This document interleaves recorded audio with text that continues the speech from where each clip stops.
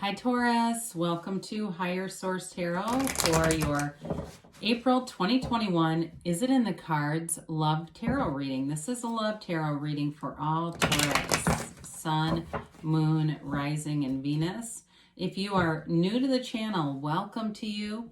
I post new readings every Friday, then again on Mondays. So in this case, it's a love reading, but I post general readings every Friday. So if you're looking for a general reading, there was one just a couple of days ago that you could look at, or you could check back in a couple of days, or even look around on the Monday readings because I do pick a card reading, and the format's different every week on Monday. So you could find something else too that you might be looking for. Thanks to everyone for subscribing and hitting that like button. I so appreciate it. And if you haven't subscribed yet, I'd love to invite you to join us and subscribe so you'll know when anything new is posted. All right, let's begin and get the messages for Taurus, Sun, Moon, Rising, and Venus. What does Taurus need to know about love, please? What advice do you have for Taurus and love?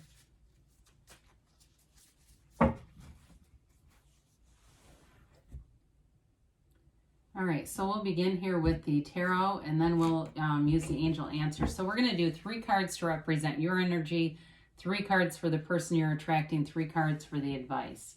So you have Justice, the 9 of Swords, and the 4 of Swords.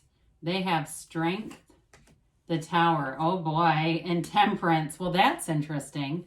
Usually the Star comes after the Tower, but I like Temperance for them too. You've got, in the advice, the 6 of...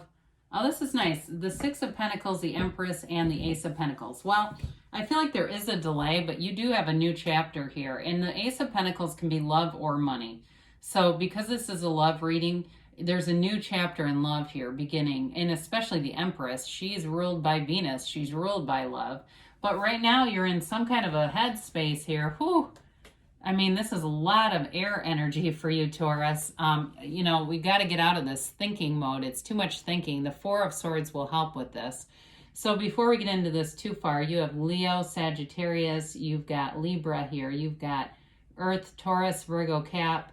And yeah, so with this, you know, you may have found out something in a relationship with the Justice card, and it might have really opened your eyes, or it was an ending for you where something was going on and you had to put your foot down and kick that sucker to the curb, because with the Justice card, you know, the universe requires balance. The universe stays balanced. So when things get way out of balance, the universe will do a Tower moment to get it back into order. So, you know, sometimes we say, oh my God, how did I manifest that? Well, we were out of balance for too long. You know, when the body gets out of balance too long, we start to see things like disease in the body. It's right, dis-ease. So when you're uneasy about something, and I feel like you knew something on a deeper level that you didn't want to acknowledge, it had to end. So it may have been a divorce too with the Justice card here. The 9 of Swords is a lot of anxiety. That is not ready to attract a new relationship. And so I'm not telling you don't have one here, because you do, but there's a delay here. Especially if you're saying, no, I'm still in the 9 of Swords. If you attract something in that energy, it's going to be low vibrational and it will not last. Sometimes relationships begin in that lower realm of the emotional vibration scale under anxiety and worry, and they can get off to a pretty good start, but then they don't sustain. They're not sustainable when we're coupled in that lower area, because once you lift your vibration, or if you stay down there too, it just won't keep going. So the 4 of Swords is actually refreshing to see here, because it's taking a break. It's clearing your mind. Again, when we get into a relationship with a noisy mind and an armored heart, there's not much connection there, right? So the 4 of Swords could even be going to a therapist if you've been through something really difficult like a divorce, or going to something where you get some guidance, even a spiritual teacher. Because oftentimes, you know, when we get to the Tower and this other person, it's interesting because they have some similar energies in some ways. It often is a spiritual breakdown. You know, this to me looks a lot like Dark Night of the Soul. It's really major energy. And so the 4 of Swords is knock and the door will open. Quiet your mind and ask your angels, ask your guides, what do I need to see? What do I need to become to have this beautiful relationship? What do I need to become? And so they'll show you that little by little, those qualities will become very apparent and you'll be those qualities. So we've got here, whoever you're attracting, they've been through something too, but they've got healing energy, which I love. So you've got strength, which is, it's the ability to overcome anything.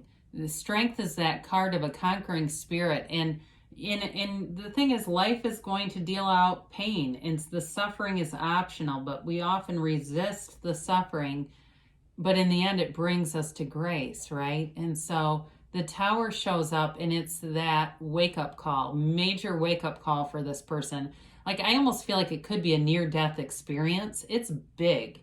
It's not some little, you got fired from the job you hated anyway. You know what I mean? It's not like, oh God, when we go, how did I manifest that? It's like, well, I know how you hated that job. You constantly said how much you hated it. So of course you manifested it.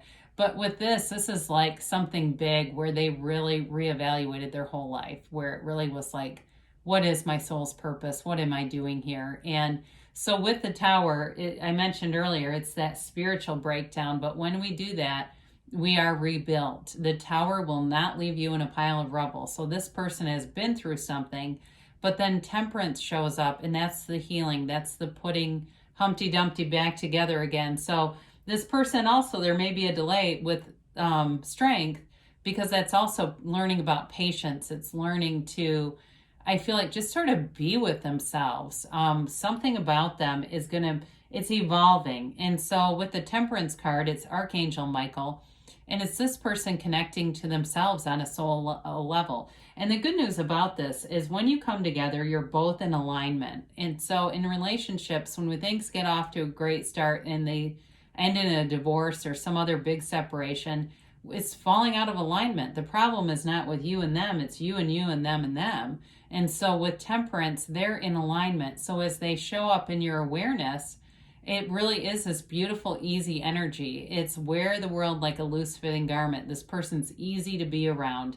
They're loving, they're kind, they're uplifting, and they see through the life. I feel they see life through a lens that has known this trauma. So I feel like they live in great appreciation and gratitude. I do think too, when I look at this, it's somebody who loves nature. They're not much of a homebody. So if that, I know for you, you may say, well, I kind of like to be at home. I like my house. But for them, I do think they kind of like to be outside a little bit. And they don't necessarily need extravagant vacations, but I just think they like that feeling of being in nature and not being cooped up for too long. They might even be somebody who doesn't like to run central air because they just like that fresh breeze, or they ride with the car windows down. It's that kind of energy. So you do have love here. So you've got something here that comes in with the Six of Pentacles, and it may be somebody that connects you to this person. Or it could even be, I know not everybody loves online things, but it could be something like that where it feels like a third party somehow connects the two of you. So it may even be some experience where you go to volunteer, or maybe it's something at work, or you pick up an extra, consultation kind of a thing, or some extra work in some way. And there they are. It is a connection, though. It feels like through some other person to me. So we love the Empress here. I mean, I mentioned before, she is ruled by Venus. She's ruled by love. And it's all that new, abundant love. She's fun, though, too. Also with the Empress, I mentioned Temperance is easygoing. So is the Empress. Very easy to get along with. Very unconditional. She's the mother of the tarot. So she loves unconditionally, like a mother loves a child on some level. It's a relationship where you don't get mad at each other about silly, petty things, because I feel like you've already been through that, where it was just like being too focused on the things that you don't like, so you just attracted more of it. So with this relationship, I mentioned before, the Ace of Pentacles can be a new love, but it's long-lasting change. It's abundant. It is a love that grows. It's a new chapter for you, a brand new beginning, and it's something that will run the distance. It's very solid with all this earth energy, so there's not that. I do like for you. You're coming away from all the air energy into a more comfortable place for you. And it allows you to kind of put your guard down a little bit, relax with this person, have fun too, because she's definitely you've got definitely a fun energy here. And there's enough money too to go and do things and to be, be able to go out and have fun together. So, if it's a round of golf, it's not a big deal, right? If that's you. I mean, you might not be into golf, or it's going out and having, lunch at a cute little cafe. It's not stressful to be able to do that. So let's see what the angels have to say here for Taurus about love. Yeah, so, I guess with this, I see the pain of the past allows you both to see this relationship in such a way that there's so much appreciation for it.